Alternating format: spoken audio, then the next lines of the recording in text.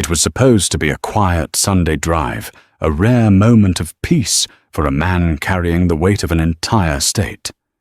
But when the flashing red and blue lights cut through the heavy rain at a desolate rural gas station, everything changed. A small-town officer saw a target. He didn't realize he had just brutally handcuffed the most powerful man in the state. What happens when the badge you abuse suddenly answers to the man you just assaulted? The rain was coming down in sheets, drumming a relentless, chaotic rhythm against the roof of the 2014 Ford Bronco. Governor Noah Bradley loved this truck. It was a relic from his days before the mansion, before the relentless press conferences, the endless legislative battles, and the suffocating presence of executive security. Tonight, Noah just wanted to drive. He had explicitly ordered his lead security agent, Dylan Cole, to hang back at least 2 miles. He needed the illusion of solitude. Noah was a man who had built his career on composure. At 48, he was the first black governor in the state's history, a former civil rights attorney who had systematically dismantled the opposition with a quiet, undeniable brilliance. But tonight, stripped of his tailored Italian suits and wearing a faded grey Georgetown University hoodie, worn-out denim jeans, and a dark beanie pulled low over his head, he was just a tired man needing caffeine and a full tank of premium unleaded. He crossed the county line into Oak Haven, a notoriously insular rural district nestled in the northern pines. The glowing, flickering yellow sign of an ancient Shell gas station appeared through the fog like a lighthouse. Noah flicked his blinker and pulled onto the cracked concrete apron, the tires splashing through deep puddles of oily water. The station was virtually abandoned, save for a lone attendant visible through the smudged plexiglass window, deeply engrossed in a portable television. Noah stepped out of the Bronco, shivering slightly, as the biting November wind hit him. He swiped his personal credit card at the pump, grabbed the heavy nozzle and began fueling. He leaned against the side of his truck, staring out into the pitch-black tree line, finally feeling his shoulders drop. Then the darkness shattered. The blinding strobe of red and blue LED lights bounced off the wet pavement, accompanied by the short, aggressive whoop of a police siren. A patrol cruiser devoid of county markings, save for a faint ghost decal of the Oak Haven Police Department, swerved sharply into the station. It didn't park in a designated space. Instead, the driver cut the wheel hard, positioning the heavy Dodge Charger at a 45-degree angle, effectively boxing Noah's Bronco in against the pump. Noah didn't flinch. Decades of living in his skin had trained him for this exact moment. He slowly placed the gas nozzle back into its cradle on the pump, keeping his movements deliberate and visible. The heavy door of the cruiser swung open, and Officer Thomas Cleary stepped out into the rain. Cleary was a broad-shouldered man in his late 30s, a local boy who wore his uniform slightly too tight and his authority like a loaded weapon. He rested his right hand, casually yet intentionally, on the grip of his holstered service weapon. "Step away from the vehicle and keep your hands where I can see them." Cleary barked, his voice echoing loudly under the metal canopy of the gas station. "Evening, officer." Noah replied, his voice calm, pitched at the precise baritone he used to soothe hostile state legislatures. He took one step back from the Bronco, raising his hands to chest-level palms open. "Is there a problem?" "I'll ask the questions," Cleary snapped, closing the distance between them. The rain dripped from the brim of his campaign hat. His eyes scanned Noah from head to toe, lingering on the hood pulled over the governor's head, the casual clothes, the older model car. Cleary's expression curled into a sneer of immediate dismissal. "What are you doing in Oak Haven?" "Just passing through," Noah said evenly. "Heading south toward the capital. Needed gas." "Passing through," Cleary repeated the skepticism dripping off every syllable. In a truck registered to a shell company. Noah sighed internally. The Bronco was indeed registered to a blind trust for security purposes, standard protocol for executive officials. It's a private trust, officer. My registration and insurance are in the glove compartment. Don't move toward the car, Cleary commanded, unstrapping the retention strap on his holster. The loud snap of the leather was unmistakable. We've had a string of burglaries in the affluent neighborhoods across the ridge. A lot of folks matching your exact description, prowling around at night. Noah's jaw tightened. The coded language was as loud as the siren, matching your description. Officer, Noah said, maintaining eye contact. I assure you I have no interest in anyone's property. If you allow me to retrieve my wallet from the center console, we can clear this up in 10 seconds. I told you not to move. Cleary raised his voice, stepping into Noah's personal space. The smell of stale coffee and peppermint gum washed over Noah. Turn around. Put your hands flat on the hood of the truck. Noah hesitated for a fraction of a second. The governor of the state, a man who commanded a multi-billion-dollar budget, and the National Guard was standing in the freezing rain, being ordered to assume the position by a rogue patrolman. Officer Cleary swore. Noah began reading the man's silver name tag. Turn around or I will put you on the concrete right now, Cleary yelled, drawing his taser and painting Noah's chest with the twin red laser dots. Inside the gas station, the attendant, an older man named Arthur Penhaligon, finally noticed the commotion.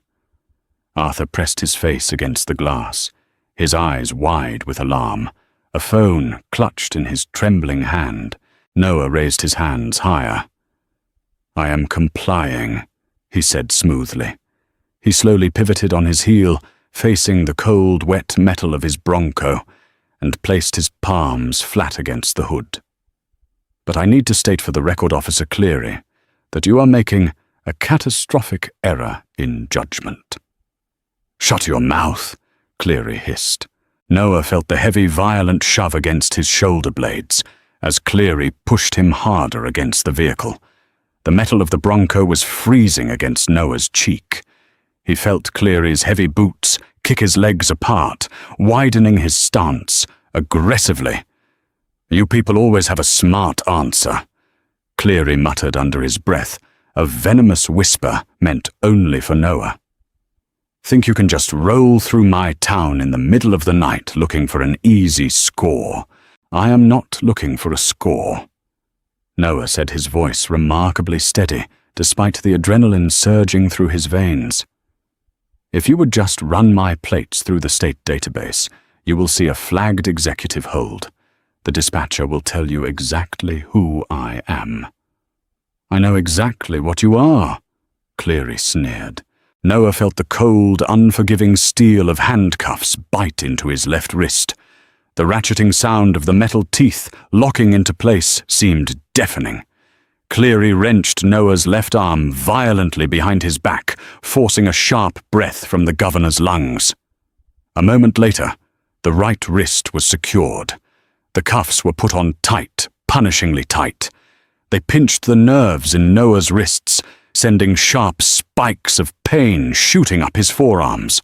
Listen to me very carefully, Noah said, turning his head slightly to look at the officer over his shoulder. The time for humility had passed. My name is Noah Bradley. I am the governor of this state. You are unlawfully detaining the chief executive. When I make a phone call this night, is going to end your career. Cleary stopped his pat-down for a second.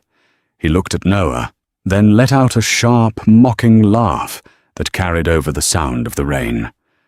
The governor? Oh, that's rich. That is the best one I've heard all year. The governor is sitting in a mansion right now. Buddy not pumping his own gas in a hoodie at 2 in the morning in Oak Haven. Call it in. Noah challenged, his eyes burning with a sudden intense authority that made Cleary subconsciously take half a step back. "Call in the plate, or better yet, check my left jacket pocket.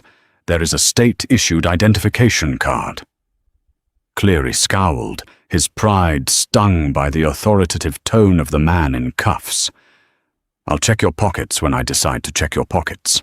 Cleary forcefully grabbed the collar of Noah's hoodie and jerked him backward, pulling him away from the Bronco. Noah stumbled, his heavy boots splashing in the puddle, but he quickly regained his balance. Cleary marched him toward the police cruiser, pushing Noah's head down roughly to force him into the back seat of the Dodge Charger. The door slammed shut, entombing Noah in the claustrophobic hard plastic cage of the patrol car. It smelled of sweat and industrial cleaner. Outside, Cleary walked back to the Bronco. He shined his heavy mag-light flashlight into the windows, peering at the leather interior. Finding nothing in plain sight, he walked back to Noah. Cleary opened the rear door of the cruiser, leaning in, water dripping from his hat onto Noah's lap. "All right, Governor," Cleary mocked, heavily emphasizing the title. He reached into Noah's pockets, aggressively patting him down. From the right pocket of the jeans, he pulled out a heavy matte black smartphone. It wasn't an iPhone or an Android. It was a custom-built, heavily encrypted device issued exclusively to top-tier state officials by the Department of Homeland Security. It had no logo, just a thick, rubberized casing. Cleary frowned at the device. "What kind of burner phone is this?" "It is an encrypted state communications device," Noah replied, leaning back against the hard plastic seat, refusing to break eye contact. "It requires biometric authentication, but if you press the emergency button on the side, it connects directly to the State Police Command Center." "You're a real piece of work," Cleary said, tossing the phone onto the front passenger seat of his cruiser. He pulled out his radio mic attached to his shoulder. "Dispatch this as Unit 4. I have a 1015 in custody at the Shell station on Route 9. Male subject combative delusional.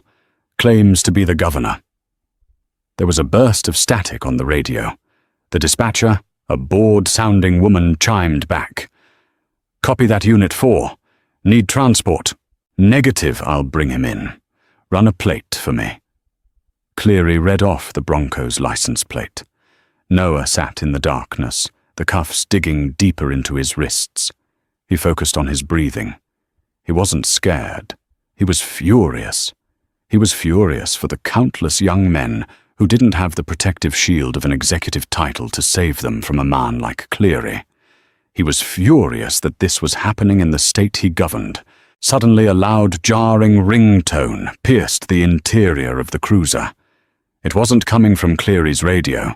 It was coming from the heavy black phone sitting on the front passenger seat. Cleary looked at the phone, annoyed. The screen was glowing a bright, aggressive red. The caller ID didn't show a number. It simply read in bold white block letters, "Command 0. Urgent." Cleary hesitated. The phone rang again, a harsh, industrial sound. Smirking, thinking he was about to catch an accomplice calling the burner. Cleary reached over and swiped the screen to answer. He put it on speakerphone, holding it up so Noah could hear. "Let's see which one of your thug buddies is calling," Cleary said. Before Cleary could say a word, a voice erupted from the phone. It was sharp, clipped, and devoid of any emotion. It was the voice of Dylan Cole, the head of the governor's executive protection detail. "Eagle 1, this is Vanguard. We lost telemetry on the primary vehicle for 40 seconds. Confirm your status immediately." Cleary laughed. "Vanguard Eagle 1. What kind of gang-banger role play is this?" "Listen up, pal. This is Officer Cleary of the Oak Haven Police Department. The owner of this phone is currently sitting in the back of my cruiser in handcuffs. You want to tell me who you are?" There was a dead, terrifying silence on the other end of the line. The silence lasted for exactly 3 seconds. When the voice returned to the speaker, The clinical professionalism had vanished, replaced by an icy, calculated rage that lowered the temperature in the cruiser by 10 degrees. "Officer Cleary," Dylan Cole said softly. The quietness of the voice made it infinitely more dangerous. "Look at the man in the back of your car." "I'm looking at him." Cleary shot back, puffing his chest out, though a sudden, inexplicable knot formed in his stomach. "You have exactly 10 seconds to take those cuffs off him," Cole commanded. "Excuse me," Cleary spat. "You don't give orders in my county. This suspect is under arrest for Officer Thomas Cleary badge, number 4492. Cole interrupted, reciting the information with chilling speed. "You are speaking to Special Agent Dylan Cole, commander of the State Executive Protection Unit. The man in the back of your vehicle is Noah Bradley, the governor of this state. I am currently 2.4 miles away from your location, approaching at 110 miles per hour. If those handcuffs are not off the governor, by the time my vehicle crosses that apron, you will be considered a hostile threat to the chief executive, and my team will respond accordingly." Cleary froze. A cold sweat broke out across the back of his neck. He looked through the wire mesh partition at Noah. The man in the hoodie was just sitting there, completely serene, looking back at Cleary with an expression of profound pity. This is a joke." Cleary stammered, his bravado cracking. He keyed his shoulder mic. "Dispatch Unit 4. Did you run that plate?" The radio hissed. The dispatcher's voice returned, but the boredom was entirely gone. She sounded frantic, breathless. "Unit 4. Tommy. Tommy, where are you? Give me your exact 10:20 right now.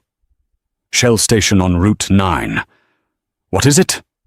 "Brenda," Cleary asked, his voice shaking. "Tommy, listen to me," the dispatcher cried. "That plate belongs to a Class A, secured government blind trust. The system just locked me out.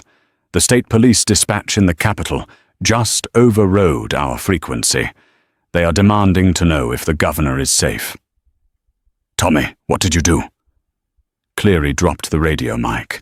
It dangled from his shoulder, swinging back and forth. The heavy black encrypted phone on the front seat was still connected. 7 seconds, Cleary. Agent Cole's voice drifted from the speaker. Cleary's hands began to tremble. The sheer magnitude of his mistake crashed over him like a falling building. The arrogance, the assumptions, the profiling it, had all led him to this exact catastrophic moment. He scrambled out of the front seat, the rain instantly soaking his uniform, and lunged for the back door. He ripped the door open. Noah hadn't moved. "Governor, Cleary choked on the words. The power dynamic had shifted so violently and so suddenly that he felt dizzy. He reached for his handcuff keys on his belt, his fingers fumbling blindly, dropping the small metal key into the mud. "Leave them on," Noah commanded. Cleary looked up, terror in his eyes. "Sir, please let me take them off. It was a mistake. It was dark. I couldn't see." "I said leave them on." Noah repeated, his voice radiating absolute authority. "You wanted to treat me like a suspect, Officer Cleary. You wanted to make me an example. We are going to play this out exactly the way you started it." "Governor, please," Cleary begged, falling to his knees in the puddles outside the open door of the cruiser. "I have a pension. I have a family." "So do the young men you normally pull over on this stretch of road," Noah said coldly. Before Cleary could say another word, the low mechanical hum of high-performance engines bled through the sound of the rain. It wasn't one engine, it was a pack. Headlights pierced the fog, blindingly bright. They weren't coming down the road normally, they were swarming. 2 jet-black, unmarked Chevrolet Suburbans vaulted over the concrete curb of the gas station, their suspensions absorbing the impact perfectly. They didn't park. They executed a tactical block. One slammed to a halt directly in front of Cleary's cruiser. The other aggressively boxed in the rear, trapping the local police car completely. Immediately behind the Suburbans, 3 slick-top state police interceptors screamed into the lot, their low-profile LED light bars turning the gas station into a chaotic disco of blue and white flashes. The sirens were cut abruptly, replaced by the terrifying sound of heavy doors flying open simultaneously. 6 men in dark suits and tactical vests poured out of the Suburbans. These weren't standard patrol cops. This was the governor's executive protection unit, highly trained, fiercely loyal, and absolutely lethal. Leading the charge was Dylan Cole. He was a tall, heavily built man with a buzz cut and a face carved from granite. He didn't walk. He advanced with a terrifying, predatory speed. His hand was resting firmly on the grip of his holstered Sig Sauer. "State police do not move," one of the troopers roared, aiming a patrol rifle directly at the kneeling Officer Cleary. Cleary immediately threw his hands up in the air, falling backward onto his rear in the muddy water. "I'm a cop. I'm local PD," he screamed, his voice cracking with sheer panic. Agent Cole ignored him entirely. He closed the distance to the cruiser in 3 massive strides, shoving Cleary out of the way with a violent kick to the officer's shoulder. Cleary sprawled into the dirt. Cole ripped the back door open wider, peering inside. When he saw Noah sitting there, hands cuffed behind his back, a muscle in Cole's jaw ticked visibly. "Governor." Cole breathed, his voice tight. "Are you injured, sir?" "I'm fine, Dylan," Noah said calmly. "Just a bit cramped." Cole spun around his eyes, locking on to Cleary, who was trying to push himself up from the mud, surrounded by 3 state troopers with their hands on their weapons. "Get him up!" Cole snarled to the troopers. "Disarm him. Take his badge. Strip his comms." "You can't do this!" Cleary protested weakly as 2 massive state troopers hauled him to his feet. One expertly snatched Cleary's service weapon from its holster, while the other ripped the radio mic from his shoulder and violently unpinned the silver shield from his chest. "I have jurisdiction here." "You don't have jurisdiction over a puddle in this state anymore, Cleary," Agent Cole said, his voice dropping to a terrifying register. Cole turned back to Noah, producing his own set of handcuff keys. "Allow me, sir," Cole said softly. "No, Dylan," Noah said, shifting his body to step out of the cruiser. He stood up in the rain, the cuffs still tightly binding his wrists behind his back. The flashing blue lights illuminated the governor's stern, unyielding face. He looked out at the scene, the terrified attendant in the window, the neutralized local cop, the ring of elite state law enforcement. Noah walked slowly toward where Cleary was being held by the 2 troopers. Cleary couldn't look him in the eye. He stared at the ground, shivering uncontrollably. "Officer Cleary," Noah said, his voice cutting through the rain. "I want you to take a good look at me." Cleary slowly raised his head, looking like a beaten dog. "You put these cuffs on me because of what you thought you saw," Noah said quietly, so only Cleary and Cole could hear. "You saw a hoodie. You saw a black man. You saw a target you thought had no voice. You thought you were the apex predator on this dark stretch of highway." Noah stepped closer. "I am leaving these cuffs on for the ride back to the Capitol," Noah announced, "because tomorrow morning I am calling a joint session of the legislature. I am walking up to the podium in these exact clothes, wearing these exact cuffs. I am going to show the entire world exactly what happens on the back roads of this state when the cameras are off." Cleary squeezed his eyes shut as a sob caught in his throat. His life, his career, his reputation, it was all disintegrating before his eyes. "Take him away," Noah said to the troopers, turning his back on the broken officer. "Call the state attorney general. Tell him I want federal civil rights charges drafted before sunrise." The motorcade tore down Interstate 95 like a missile, a synchronized convoy of black steel and flashing blue strobes cutting through the relentless November downpour. Inside the lead Suburban, the atmosphere was thick with a heavy pressurized silence. Governor Noah Bradley sat in the spacious rear cabin. True to his word, his hands remained securely fastened behind his back in Officer Thomas Cleary's steel handcuffs.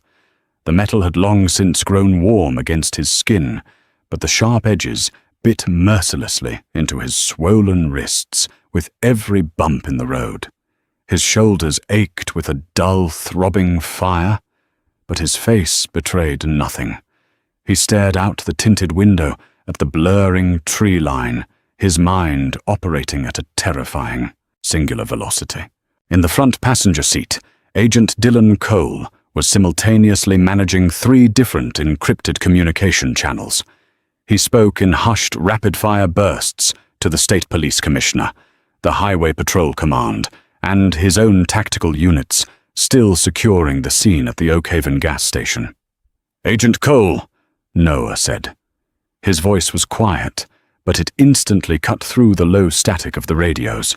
Cole turned around in his seat, his eyes drawn immediately to the unnatural, strained posture of the governor's arms. "Sir, the medical team is standing by at the mansion. We are 35 minutes out." "Put Sarah on the secure line. Speaker," Noah ordered. Cole tapped a sequence into the console monitor. 2 rings echoed through the SUV's premium sound system before the connection clicked open. "Noah," Sarah Jenkins's voice filled the cabin. As the governor's chief of staff, Sarah was a legendary political operator, a fiercely intelligent, uncompromising woman who had navigated Noah through the ugliest campaigns in the state's history. Even at 3:15 a.m., she sounded entirely alert, though the razor-thin edge of panic was barely concealed in her tone. "Cole just gave me the sitrep. Are you hurt? Tell me you are not hurt. I have bruised wrists and a wounded sense of municipal hospitality, Sarah." "I'm fine," Noah replied, leaning his head back against the leather headrest. "But we are about to start a war, and I need you to draft the battle plans." "The Attorney General is already on his way to my office," Sarah said, the sound of furious typing echoing in the background. "Robert is furious. He's pulling every civil rights statute on the books. But Noah, we have a massive exposure issue right now. Oakhaven is a union stronghold. The Police Benevolent Association is going to try to spin this the second the sun comes up. They will leak that you were in an unregistered vehicle, acting suspiciously, refusing commands. They will try to bury the racial profiling angle under a mountain of procedural jargon. They can try," Noah said coldly. "But they are missing a critical piece of the puzzle." "Which is, Officer Cleary didn't just stumble onto me," Noah explained, closing his eyes to visualize the encounter. "He targeted the vehicle. But more importantly, before he threw me in the back of his cruiser, he was bragging about a string of burglaries in the affluent neighborhoods across the ridge. He was openly admitting to running a dragnet based solely on racial profiles. He wasn't patrolling, he was hunting." The typing on Sarah's end stopped dead. "A dragnet, Noah, if Oakhaven PD is running an off-the-books profiling operation. That's not just a rogue cop. That's systemic. That's a federal Department of Justice consent decree waiting to happen." "Exactly," Noah said. "But Cleary isn't going to confess to that. And by tomorrow morning, the Oakhaven police chief will have scrubbed every server in his precinct to protect his department." Agent Cole suddenly interjected, his voice tight. "So the dash cam. Cleary's cruiser is equipped with an Axon Fleet 3 system. It constantly buffers audio and video. It captured the entire encounter." "Who holds the data, Dylan?" Noah asked. "It uploads via cellular to a local cloud server managed by the Oakhaven municipality," Cole replied, tapping a new screen. but the hard drive in the cruiser retains a physical backup. "Where is the cruiser?"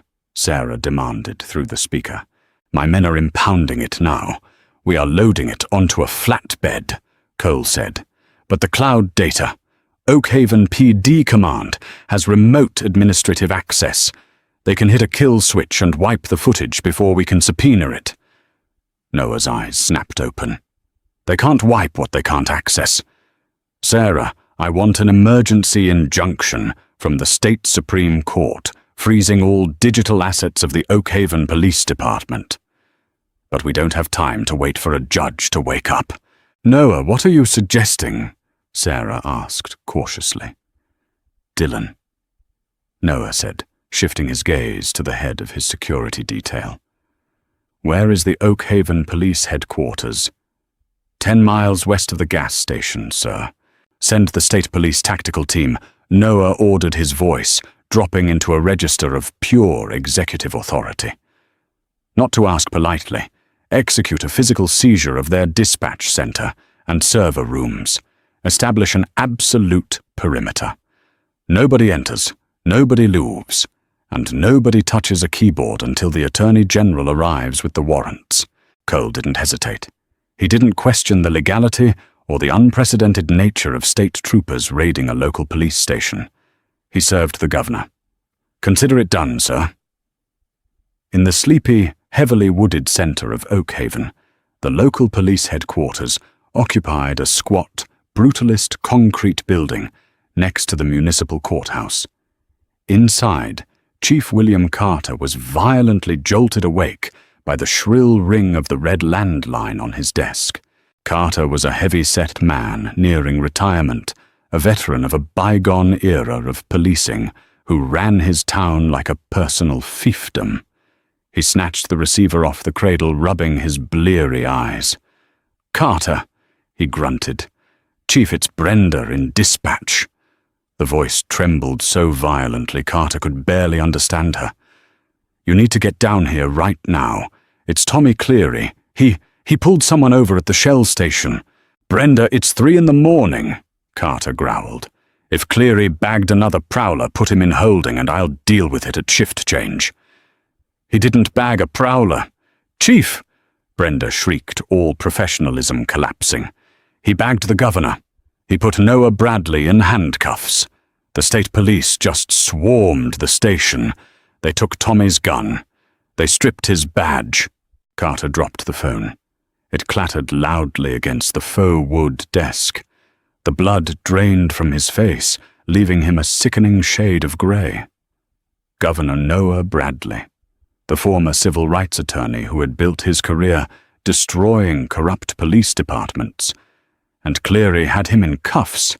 Panic, primal and overwhelming, seized Carter's chest. He didn't think about Cleary. He thought about the servers. He thought about Operation Night Watch, the highly illegal, unwritten directive he had issued to his midnight shift officers to heavily monitor, stop, and interrogate any minority drivers crossing the county line into Oakhaven's wealthy subdivisions. There were months of dashcam footage, private dispatch logs, and internal messaging confirming the racial quotas. If the state got their hands on that data, Carter wouldn't just lose his pension. He would die in a federal penitentiary. Carter sprinted out of his office, his heavy boots thudding against the linoleum floor. He bypassed the front desk and charged directly into the server room at the back of the precinct. The room was freezing, humming with the sound of cooling fans and blinking green lights. He lunged for the primary terminal, his thick fingers frantically hammering his administrative password into the keyboard. The screen flashed to life, displaying the municipal database. He needed to initiate a catastrophic overwrite. He found the Axon video directory and moved his cursor toward the master delete protocol. "Step away from the console, Chief Carter." The voice was terrifyingly calm, echoing from the doorway behind him. Carter froze his finger, hovering a millimeter above the left mouse button. He slowly turned his head. Standing in the doorway was a state police tactical operator, in full combat gear, olive drab fatigues, heavy plate carrier, Kevlar helmet, and an assault rifle resting comfortably in the low-ready position. Behind him, Carter could see at least half a dozen more state troopers pouring into the precinct, ordering the terrified local night shift officers to back away from their desks and surrender their sidearms. Captain James Miller of the State Police Major Crimes Unit pushed past the tactical operator and stepped into the freezing server room. He was holding a heavy steel breaching tool in one hand and a folded piece of paper in the other. "What the hell is this, Miller?" Carter bellowed, trying to mask his terror with artificial outrage. "You are invading a sovereign municipal precinct. I'll have your badge for this." "You're welcome to try, Bill," Captain Miller said mildly. "But right now, you need to step away from that terminal." "I am the chief of police," Carter roared, pressing his hand against his holstered weapon. "You have no jurisdiction here without a federal warrant." The tactical operator instantly raised his rifle, the laser sight painting a bright red dot directly on the center of Carter's chest. "Let's not make this a tragedy," Bill swore. Miller said, his voice hardening into steel.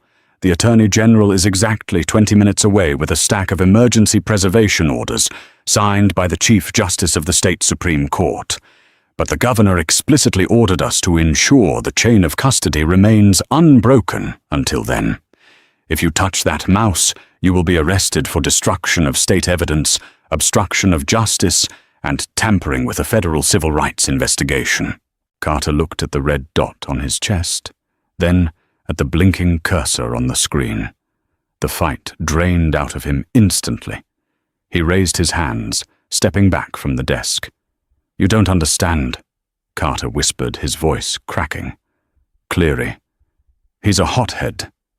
It was a mistake. It's going to be a very expensive mistake," Miller said. He gestured to two cybercrimes technicians who had just entered the hallway. "Bag the servers. Image every hard drive in this building. Lock down the dispatch logs." Meanwhile, 40 miles away, the governor's motorcade breached the heavy iron gates of the executive mansion. The sprawling historic estate was completely illuminated, buzzing with the chaotic energy of a disturbed anthill. News vans were already beginning to gather at the outer perimeter, tipped off by frantic chatter on police scanners. As the Suburban parked under the portico, Sarah Jenkins and Attorney General Robert Hayes were waiting on the steps, flanked by the mansion's medical staff. The heavy door opened. Agent Cole stepped out first, followed by Governor Noah Bradley. Sarah gasped loudly, covering her mouth with her hand. Despite knowing the situation, seeing the reality of it was a physical shock. The most powerful man in the state stepped out into the harsh floodlights, his clothes damp and rumpled, his hands still painfully secured behind his back in shining silver handcuffs. "Noah," Sarah breathed, rushing forward. "Dr. Botassos," Noah said calmly to the physician, rushing toward him with a trauma kit. "I do not require medical attention. I require a photographer." Robert Hayes, a sharp-featured man with decades of prosecutorial experience, stared at the cuffs, his jaw clenching in fury. "Governor, please, let Cole take those off. You've made your point." "The point hasn't been made yet, Robert," Noah said, walking past them into the grand foyer of the mansion. The crystal chandeliers reflected harshly off the metal, binding his wrists. "Officer Cleary told me that the governor sits in a mansion and doesn't pump his own gas. He told me that people who look like me are just prowlers looking for a score. He felt entirely comfortable saying that, and doing this because he believed the system would protect him." Noah stopped in the center of the marble floor, turning to face his most trusted advisors. The pain in his arms was excruciating. The skin around his wrists bruised a deep, mottled purple, but his eyes were alight with a fierce, uncompromising fire. "Tomorrow at 9 a.m., the legislature convenes for the budget resolution," Noah stated, his voice ringing off the high ceilings. I am going to walk into the State House chambers exactly like this. I want every camera network in the country broadcasting it live. I want the world to see the reality that millions of our citizens face every single day. Sarah pulled out her phone, her political instincts fully overriding her shock. I'll draft the press release. We'll call it a special address on civil liberties. But Noah, the PBA union president, Michael Donnelly, is already on the morning shows. He's going to claim you were resisting arrest, that you refused to identify yourself. Noah smiled a cold, predatory expression. Let Donnelly talk. Let him dig his grave on national television. Because by the time I take the podium, Captain Miller will have finished pulling the dispatch logs from Oak Haven. Noah looked directly at the Attorney General. Robert, I want every officer in that precinct deposed. I want Operation Nightwatch dragged into the light, and I want the federal DOJ standing behind you when you do it. The long night was finally ending, the first grey light of dawn creeping through the mansion's tall windows. But the real storm was just about to break. By 7:30 a.m., the story had metastasized from a local precinct rumor into a national media firestorm. Satellite trucks from CNN, Fox News, and MSNBC choked the avenues surrounding the state capitol. The morning air was electric with speculation, fueled by strategic, calculated leaks orchestrated by Sarah Jenkins. Inside the green room of the local ABC affiliate, Michael Donnelly, the combative president of the State Police Benevolent Association, adjusted his tie. He was about to go live on Good Morning America with George Stephanopoulos. Donnelly had spent the last 3 hours on the phone with terrified Oak Haven officials, piecing together a narrative designed to shield his union. He didn't know about the midnight raid on the server room. He thought they still controlled the evidence. Michael Stephanopoulos's voice fed through the earpiece, broadcasting to millions of viewers.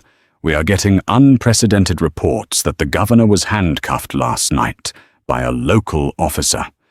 What is the PBA's official stance? Donnelly leaned into the camera, projecting a rehearsed aura of calm authority. George, what we have here is a classic misunderstanding, blown out of proportion by executive privilege. Officer Cleary was patrolling a high-crime area. He encountered an individual in heavily concealed clothing, operating an unregistered vehicle, who immediately became combative and refused lawful orders to identify himself. The officer acted strictly by the book to secure a volatile scene. Nobody is above the law, George, not even the governor. Across the city, inside his private holding room, directly behind the State House rostrum, Governor Noah Bradley watched the broadcast on a muted flat screen. He was still wearing the mud-spattered, rain-soaked Georgetown hoodie, and his hands were still locked behind his back. He had worn the steel cuffs for over 7 hours now.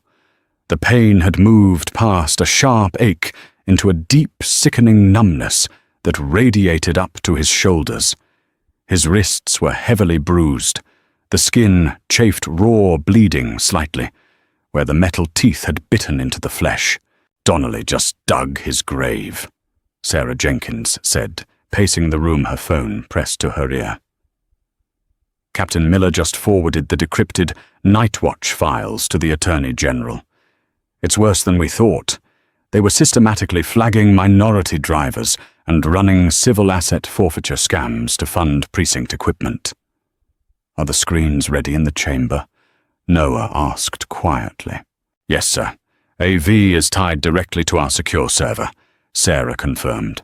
The joint session is seated. The press gallery is packed over capacity. They are waiting for you. Noah took a deep breath, the pain in his shoulders flaring.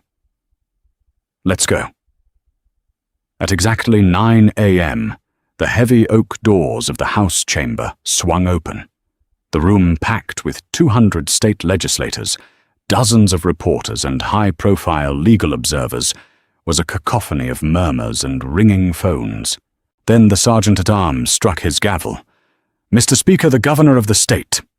The chamber erupted into polite applause, expecting Noah Bradley to walk out in his signature tailored suit, perhaps a bit visibly angry, ready to deliver a stern political rebuke. Instead, absolute deathly silence crashed over the room. Noah Bradley walked down the center aisle. He wasn't flanked by his usual smiling political aides. He was flanked by 4 massive, heavily armed state troopers, led by Agent Dylan Cole. The governor's clothes were dirty. His posture was unnaturally rigid, and as he turned to ascend the steps to the podium, the entire chamber saw the shining steel handcuffs locked tightly behind his back. A collective gasp echoed through the room. Several lawmakers physically recoiled. In the press gallery, the frantic clicking of camera shutters sounded like a swarm of locusts. High-profile civil rights attorneys who had been invited to the gallery by the administration leaned over the balcony, their expressions shifting from curiosity to sheer outrage. Noah reached the podium. He couldn't hold his prepared notes. He couldn't grip the edges of the mahogany stand. He simply leaned forward into the cluster of microphones, his dark eyes sweeping across the sea of stunned faces. "Good morning," Noah said. His voice was calm, but it carried a lethal resonant weight that commanded total obedience. "An hour ago, the president of the Police Benevolent Association went on national television and told you that I was combative. He told you that I was hiding in the shadows.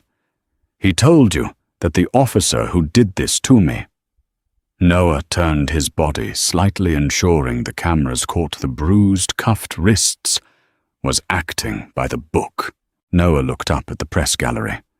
He was right. Officer Thomas Cleary was acting precisely by the book. But it wasn't the book of law. It was the book of Oakhaven's Operation Nightwatch. A wave of confused whispers swept through the politicians. At 3 o'clock this morning, Noah continued, his voice rising, bouncing off the vaulted ceiling. State police tactical units raided the Oakhaven Police Headquarters under my direct executive order.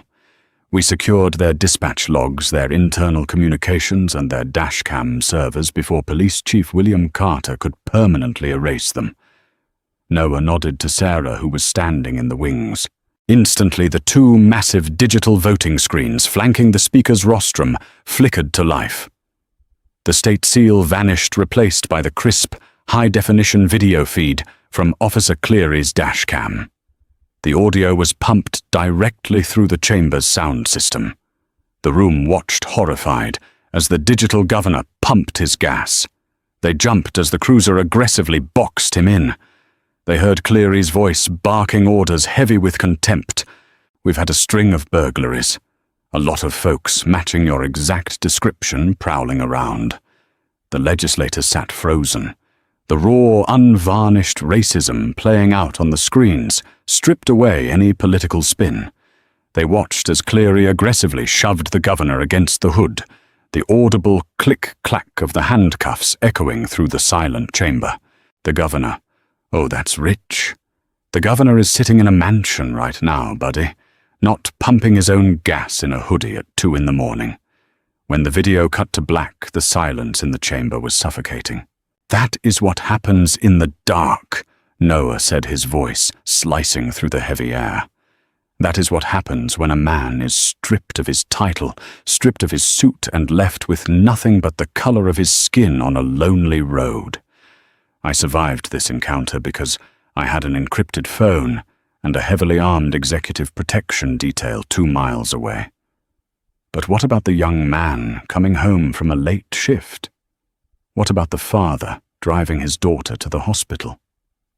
Noah looked directly at the camera broadcasting to the networks. Chief William Carter initiated an illegal systemic dragnet to terrorize minority citizens crossing into his jurisdiction. We have the data. 412 illegal stops in the last 14 months. 186 unlawful detainments. all heavily concentrated on young black and Hispanic men. They were hunting us. In the front row, Attorney General Robert Hayes stood up holding a thick manila folder. He turned to face the chamber. As of 8:45 this morning, Hayes announced, his booming prosecutor's voice filling the room. Chief William Carter and Officer Thomas Cleary have been taken into custody by the state police. They are currently being processed on multiple state felony charges, including official misconduct, false imprisonment, and evidence tampering. Furthermore, my office has just off-boarded this intelligence to the United States Department of Justice. Federal civil rights indictments are being drafted as we speak. Panic erupted in the back of the chamber. A lobbyist for the PBA was seen furiously texting his face, pale, sprinting for the exit. The narrative was dead. The union was paralyzed. I didn't leave these handcuffs on for theater, Noah said, drawing the room's attention back to the podium. I left them on because I needed you to feel the absolute indignity, the physical and moral violation that occurs every single day in this state when power operates without accountability. You cannot look away from this. You cannot spin this. You are looking at the reality of the broken system we have allowed to fester. Noah took a steadying breath, his face tightening in pain as the metal ground against his bone. Today I am introducing the Executive Accountability Act. It will mandate independent civilian oversight boards with subpoena power for every municipality in this state. It will strip qualified immunity from any officer found guilty of deliberate racial profiling, and it will decertify corrupt departments outright. And we are not leaving this legislative session until it is signed into law. The chamber erupted. It wasn't polite applause this time. It was a thunderous, bipartisan, standing ovation. Even the fiercest conservative critics of the governor stood up, overwhelmed by the sheer, undeniable reality of the evidence and the raw power of the moment. Noah stepped back from the microphone. Agent Dylan Cole stepped up onto the rostrum, joined by the Attorney General. "It's time, sir," Cole whispered. Noah nodded. Cole retrieved the small silver key he had confiscated from Cleary hours ago. He stepped behind the governor. The entire chamber watched in breathless silence as Cole inserted the key. Click. The left cuff sprang open. Click. The right cuff followed. The heavy steel bracelets fell from Noah's wrists, clattering loudly onto the wooden floor of the rostrum. The sound echoed like a gunshot. Noah slowly brought his arms forward. The camera zoomed in relentlessly. His wrists were a vivid, horrifying tapestry of deep purple bruises and raw, torn skin. He didn't hide them. He held them out, rubbing his forearms slowly as the blood rushed back into his hands, causing a blinding surge of pins and needles. He looked down at the discarded handcuffs on the floor, then looked back up at the silent, watching world. "The chains are broken today." Governor Noah Bradley said, his voice quiet, but echoing with undeniable finality. "Now we get to work." He turned and walked off the rostrum, his security detail falling in around him. He left the bloody mud-stained handcuffs lying on the mahogany floor of the State House, a permanent physical reminder to every person in that room that true justice only comes when those in power are forced to feel the weight of the chains. True power isn't about avoiding the harsh realities of the world. It's about having the courage to wear the chains of the oppressed, to force a broken system into the light. Governor Bradley risked his dignity, his safety, and his body to expose a corrupt department that thrived in the darkness, proving that no badge is a shield against the absolute truth. If this story of justice, resilience, and ultimate reckoning made your heart race, don't let the message stop here. Hit that like button to support stories that matter. Share this video with your friends, to keep the conversation going, and subscribe to our channel for more intense real-life drama that proves truth is always more powerful than fiction. See you in the next one.